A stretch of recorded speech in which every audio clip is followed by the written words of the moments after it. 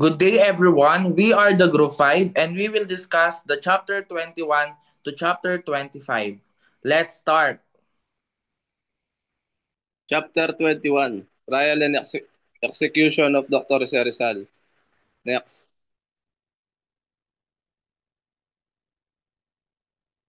Next.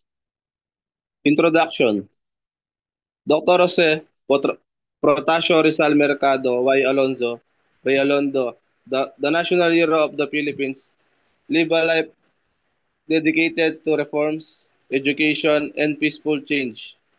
However, in the final chapter of his life, he was unjustly tried and executed by the Spanish colonial government. His trial ended on December 30, 1896, because a defining moment in Philippine history, turning him into a martyr for freedom. Next.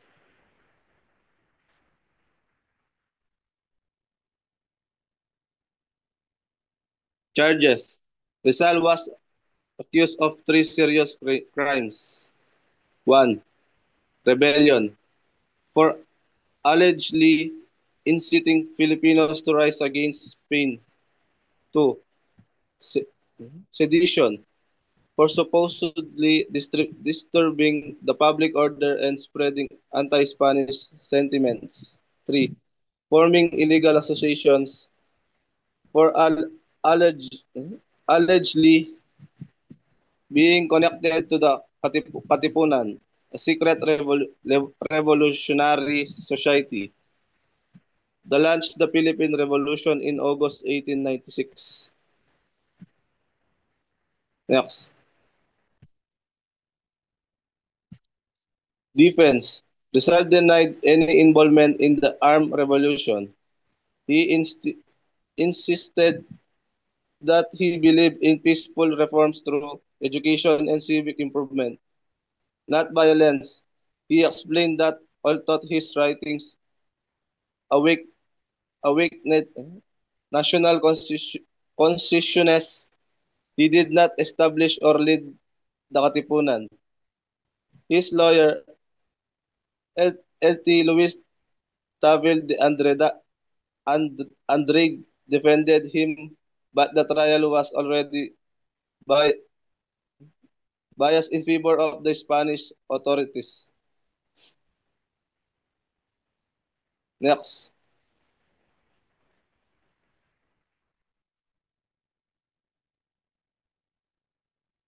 the trial. Date, December 26, 1896. Place, Cuartel de España, Intramuros, Manila. Presiding officers, Spanish military judges led by Col. Francisco Olive with Judge Advocate Manuel Dominguez. Presenting the prosecution. Results trial was a court-martial, meaning it was under military rule, not a civilian court. The entire process was unfair as the decision was predetermined to make Rizal an example for Filipinos. Next. Verdict and sentence. Verdict. Guilty of rebellion, sedition, and forming illegal associations. Sentence. Death by firing squad. Signed by Governor General Camilo de Palavea on December 29, 1896. Execution. Date, December 30, 1896. Time, 7 a.m. Place, Bagong Bayan Field, now Luneta or Rizal Park, Manila. Rizal walked calmly to the execution site, refusing to the blindfolder. He requested to face the firing squad but was denied. However, he managed to turn his body to face the sky as he fell. His last poem, Mi Ultimo Adios, My Last Farewell, secretly written in his cell, expresses his deep love for the Philippines. Next. Significance. Rizal's execution was meant to silence him and discourage Filipino from rebelling. Instead, it had the opposite effect. His martyrdom fu- fu- fueled the revolution and inspired moved Filipinos to fight for independence. His death symbolized the injustice of Spanish colonial rule and the power of ideas in shaping a nation's destiny. Next. Conclusion. The trial and execution of Jose Rizal was one of the greatest injustices in Philippine history. Despite his innocence in the revolution, he was condemned because of his writings and his influence on the Filipino people. His sacrifice on December 30, 1896, transformed him into the national hero of the Philippines, whose life and death continue to inspire the struggle for freedom, justice, and nationhood. Next. Woo. Dr. Jose Protasio Rizal Mercado y Alonzo Realonda, National Hero of the Philippines, charges charged with crimes against the Spanish colonial government.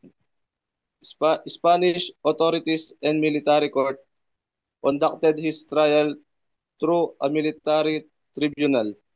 Governor General Camilo de Palovea approved the verdict and execution.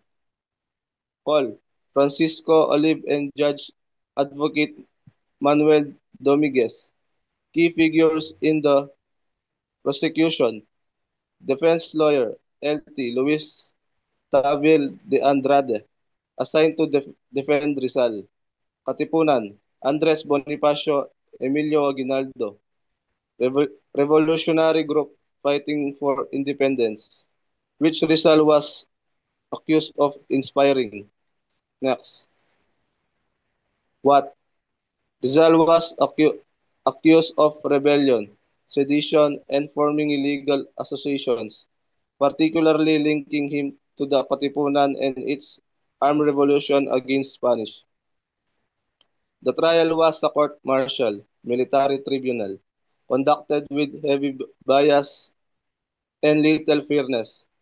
Rizal strongly denied any direct involvement in the armed revolt, insisting that he advocated peaceful reforms through education and civic action, not violence.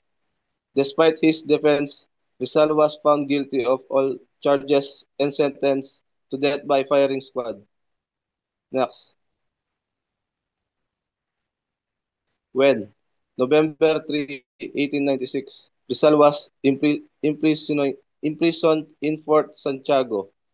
Upon his return from Spain, December 26, 1896, formal trial held at the Cuartel de España in Manila, December 29, 1896. Governor General Polavea signed the death sentence, December 30, 1896, 7 a.m. Rizal was executed at Bagumbayan, now Luneta Rizal Park, Manila. Next. Where? For Santiago, place of Rizal's imprisonment in Intramuros, Manila, Cuartel de España. Intramuros, location of the trial proceedings. Bagumbayan Field, now Rizal Park, site of Rizal's execution. Why? Rizal was seen as a threat to Spanish colonial rule because his writings, especially Noli Me Tangere and El Filibusterismo, awake Filipino nationalism and inspired resistance, even though he did not take part in the Katipunan uprising, his ideas influence. Next. 22. Rizal's martyrdom, December 30, 1896. Execution at Bagong Bayan, date December 30, 1896. Place, Bagong Bayan Field, Luneta Park, or Rizal Park, Manila. Rizal was marched to the execution site refusing to be blindfolded. At the moment of his death, he turned his body slightly so that he fell facing the sky, symbolizing his steadfast bravery and dignity. Final act, Mi Ultimo Adios. On the night before his execution, Rizal secretly wrote his farewell poem, Mi Ultimo Adios, My Last Farewell. The poem expressed love for the Philippines and hope for its eventual freedom. It was hidden inside an oil lamp and given to his family. Legacy of Rizal's martyrdom. His death ignited national unity and strengthened the Filipino revolutionary movement. He became the symbol of peaceful reform, sacrifice, and nationalism. Rizal's martyrdom is commemorated every December 30, Rizal Day, in the Philippines.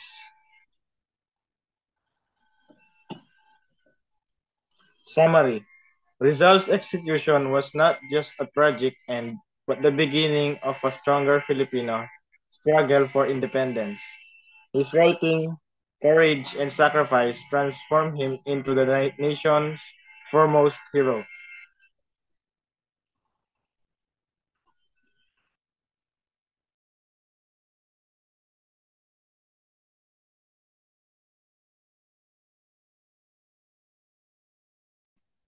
Chapter 23.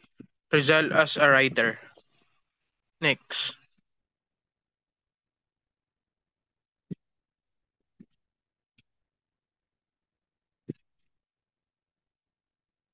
Next.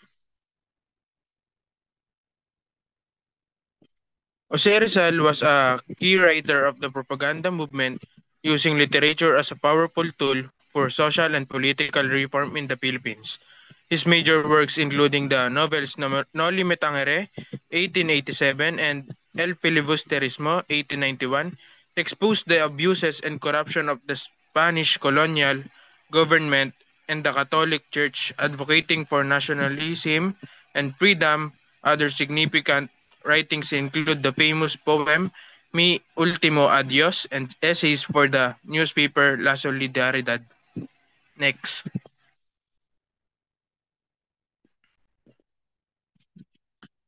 Major works: Noli Me Tangere, 1887, a novel that exposed the social injustices and corruption within the Spanish colonial government and the friars' power.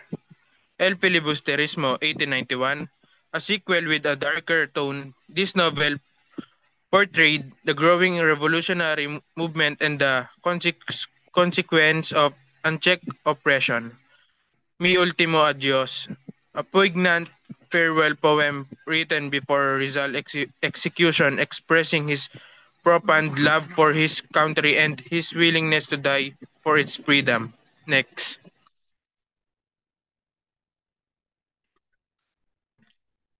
Essays.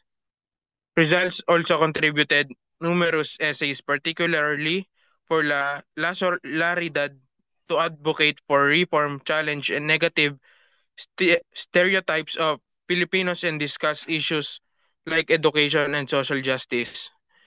This Rizal was a key writer of the propaganda movement. He used literature to call for reform and expose abuses of the Spanish and the church. His work inspired nationalism and fight for freedom. Next. Theme: Nationalism, a central theme in all of Rizal works, fostering a sense of national identity and pride among Filipinos. Social justice. His writings highlighted the social injustice and inequality prevalent under Spanish rule, aiming to provoke public awareness and action. Freedom. Rizal's literary works were a powerful call for freedom from colonial oppression and the right to self-determination for the Filipino people. Next. Impact. Literature as a weapon for reform. Rizal demonstrated that literature could be a powerful tool for disseminating ideas and sparking change mobilizing the Filipino people towards reform and eventual independence. Ignited Filipino nationalism, his work served to unite and inspire the Filipino people, cultivating their cultural identity and shared desire for freedom from Spanish rule. Foundation for the Philippine Revolution. While Rizal initially sought peaceful reform, his writing ultimately inspired and helped to pave the way for the Philippine Revolution against Spanish colonial power. Next.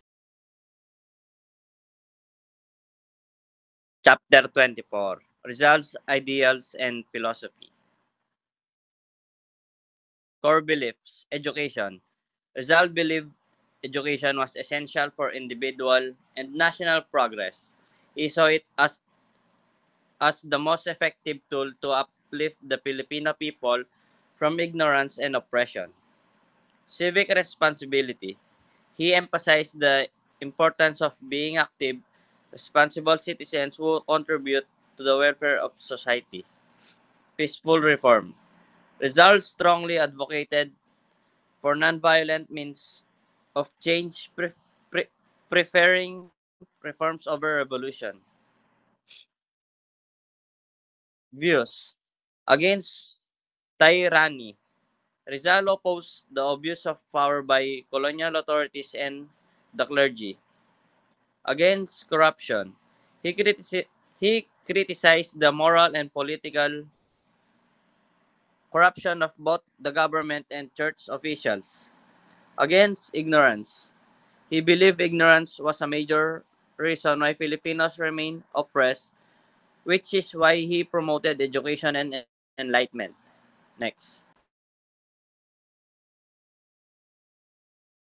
Philosophy, human dignity. He believed in the inherent worth and right of every individual regardless of race or social status.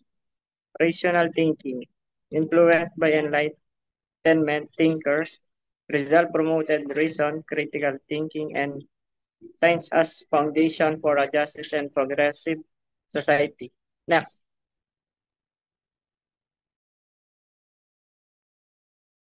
Chapter 25, Rizal's Legacy. Why is Rizal our greatest national hero? Next. Rizal is our greatest hero because as a towering figure in the propaganda campaign, he took an admirable part in that movement which roughly covered the period from 1882 to 1896. Next.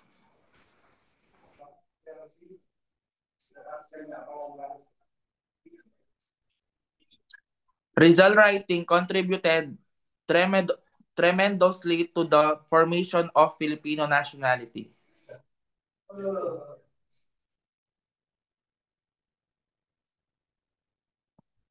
Rizal becomes the greatest Filipino hero because no Filipino has yet been born who could equal or surpass Rizal as a person of distinguished valor or enterprise in danger or fortitude in suffering.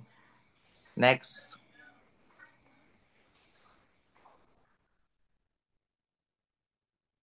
Rizal is the greatest Filipino hero that ever lived because he is a man honored after death by public worship because of exceptional service to mankind.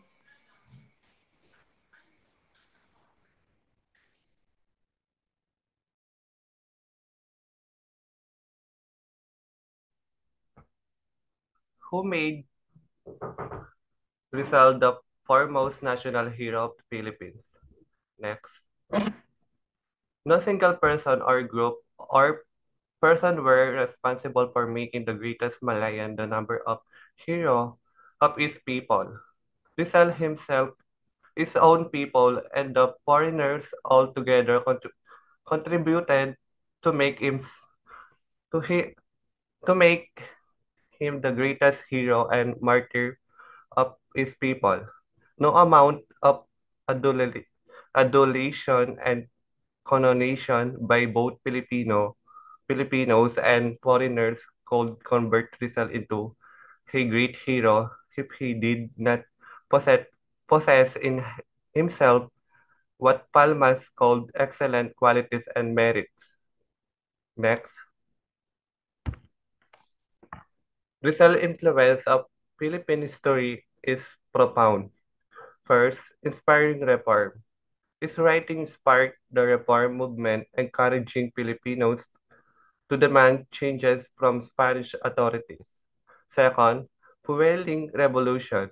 Rizal works and ultimate martyrdom galvanized the Philippine Revolution, inspiring leaders like Bonifacio and Aguinaldo. Third, shaping national identity. Shaping national identity. His ideals are patriotism, freedom, and social justice helped shape the country's national identity. Next, Rizal's legacy extends beyond the Philippines, influencing other nationali- nationalist movements worldwide. His courage and conviction continue to inspire people to fight for their rights and freedoms. Recite Rizal's ideals remain relevant today, guiding modern nation building in the Philippines. Next,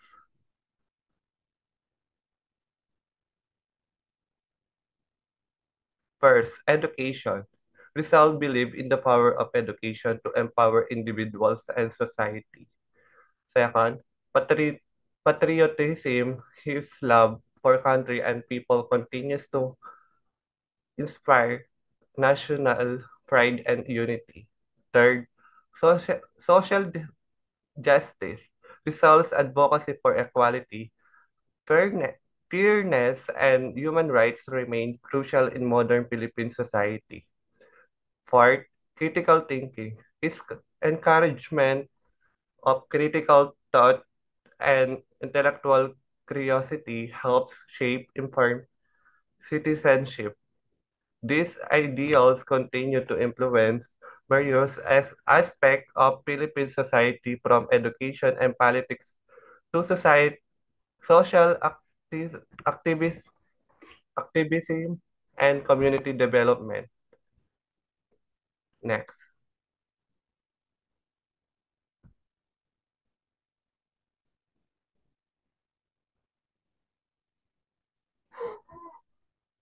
Thank you po, sir.